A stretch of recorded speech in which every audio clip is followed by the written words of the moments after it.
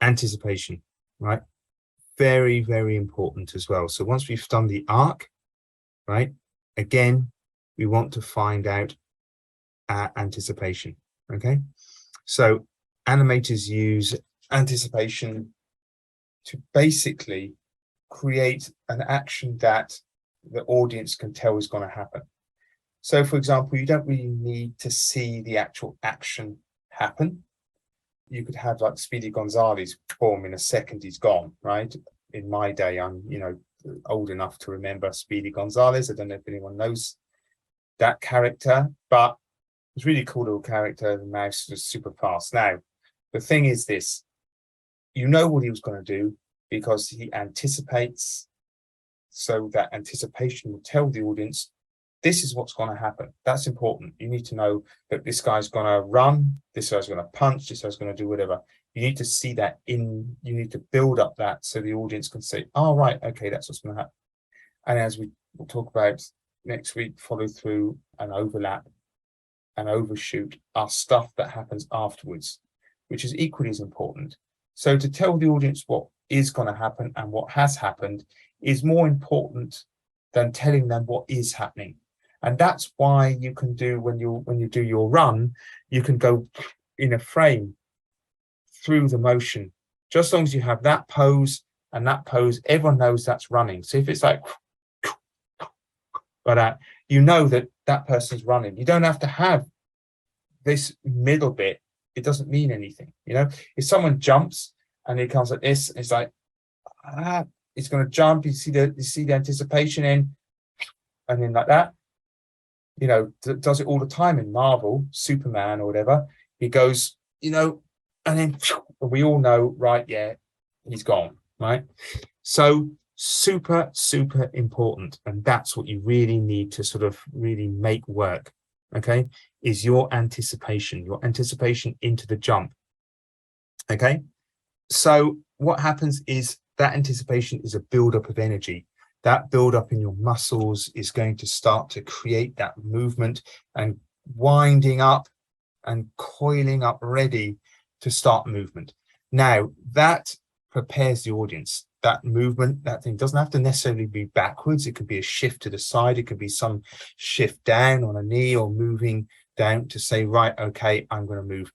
Again, a shift to change direction, a shift to jump. That is called, and what in our case, that compression is going to give you that anticipation to say, look, here he's going to jump. But even before we get to that compression, we need to tell the audience we're getting ready and gearing up for that jump. Are we going to see something to change in a slight change in gait, a slight look, a slight difference in that movement before the jump happens? Okay. Again, there's always the surprise gag that, there's anticipation with, like, a punch. It's like, oh, boom, and it just happens in a second. In animation, we can do that. And that's that, oh, right, oh, gosh, that's what happened.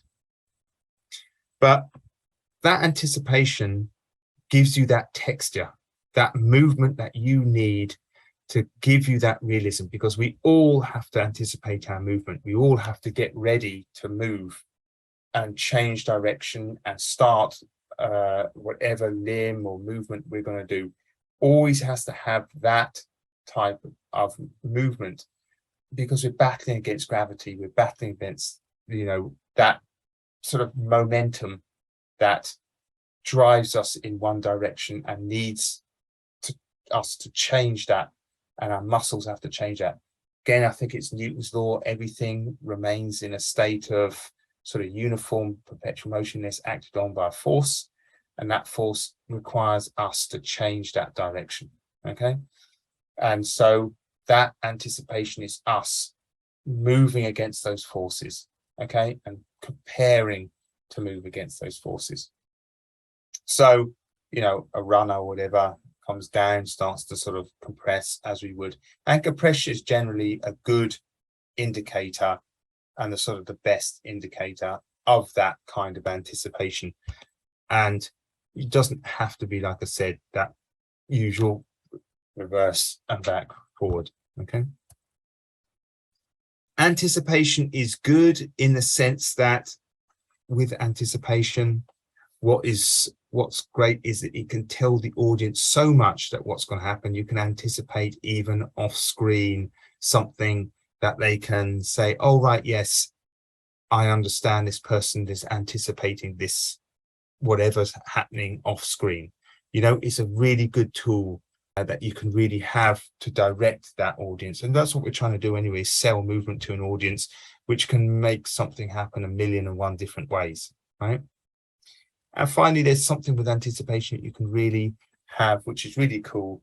And that is surprise the people, not necessarily the surprise gag where they don't have anticipation, but use the anticipation as a gag itself. Like, for example, if something is really light, but you want to make it feel that it's, you know, really heavy, that anticipation is really key. You know, moving, getting ready, which you would do normally anyway when you're doing something heavy. Moving that, and suddenly, whoa, and it's light. And that anticipation was there to tell the audience, and that's how important it is.